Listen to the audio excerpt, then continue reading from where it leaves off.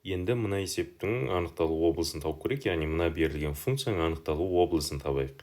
Бұны табу үшін тура бағанағы шығарған есептерімізге ұқсас, яғни 3 азайтылған 2х минус х квадрат бөлінген х квадрат қосылған 7х қосу 12 бұл үлкеніне тең 0 болу керек. Ал енді бұны есептеу үшін енді осының барлығын минус 1-ге көбейтіп жіберейік. Неліктен? Өйткені мына х квадраттың алдындағы минус таңбаларын біз плюсқа айналдырып алайық. Сонда х квадрат қосылған 2х минус 3, ал бұның бөлімінде х квадрат қосылған 7х қосу 12 бұл қандай? Кішіне тең 0 деген шығады. Ал енді мен бұны қалай есептеймін? Мынадай теңсіздікті шығару үшін бұны көбейткіштерге жіктеп алайық.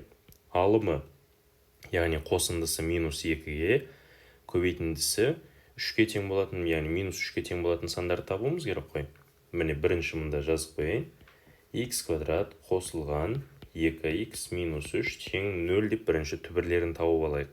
Бұның түбірін табатын болсақ, х1 қосылған х2 бұл минус 2-ге теңдей, келесі х1 көбейтілген х3 ол минус 3-ке тең десек, бұл қандай сандар?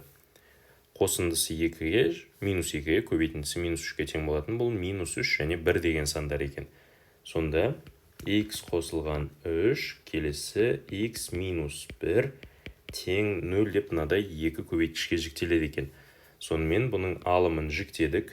Алымы х қосылған 3, келесі х минус 1, ал енді бұның бөлімі 3 және 4 деген сандар ғой. Демек онда бұл х қосылған 3, х қосылған 4, яғни 3 және 4 деп отырғанымыз, міне қосындысы 7, көбейтіндісі 12-ні беретін сандар жалпы міне 3 деп аламыз, бірақ та бұның түбірлері қандай? Минус 3 және минус 4 деген сандар.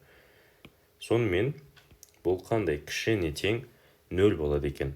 Яғни мынадай теңсіздікті шығару үшін интервалдар әдісін қолданамыз. Онда бірінші интервалды салайық. Яғни мынау х. Сонымен енді бұның нөлдерін табатын болсақ, көріп отырғанымыздай, мына үштерді бір-бірімен қысқартпаймыз. Сонда бұның мәні минус 3-ке және минус 4-ке тең бола алмайды. Міне минус 4, минус 3-ке тең бола алмайды. Ал енді 1-дегі мәнін қабылдай береді екен. Сонда міне 1-ді бояймыз. Ал енді осы аралықтағы таңбасын анықтайық. 1-ден үлкен кез келген сан алсақ плюс болады. Енді 0-ді апарып қойсақ минус болады. Енді минус 3,5-ді қоятын болсақ, яғни минус 3,5-ді қойсаңыздар, мына жерден теріс, мына жерден теріс сан шығады, мына жерден теріс сан, ал мына жер оң сан шығады. Сонымен көріп отырғандарыңыздай бұл кезде таңбасы минус екен.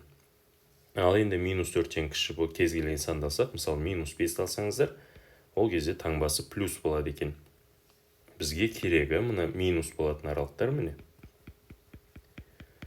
Сонда бұл есептің жауабы dy тең минус 4-тен минус 3-ке дейін бірігу минус 3-тен 1-ге дейін шығады екен. Сонымен міне мына есептің жауабын таптық. Яғни анықталу облысы мына аралық екен.